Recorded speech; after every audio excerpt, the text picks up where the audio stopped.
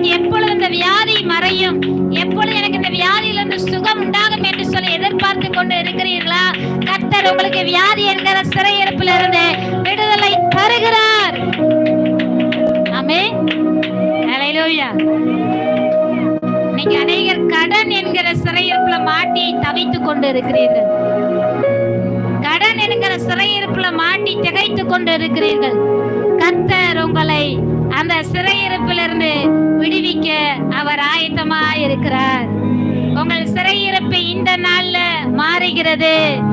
சொப்பனம் காண்கிறது போல யூதர்களுக்கு சிறையிருப்பை மாற்றின தேவன் இன்னைக்கு உங்க வாழ்க்கையிலும் கூட கர்த்தர் அப்படியே செய்ய அவர் வல்லமை உள்ள தேவனாய் இருக்கிறார்.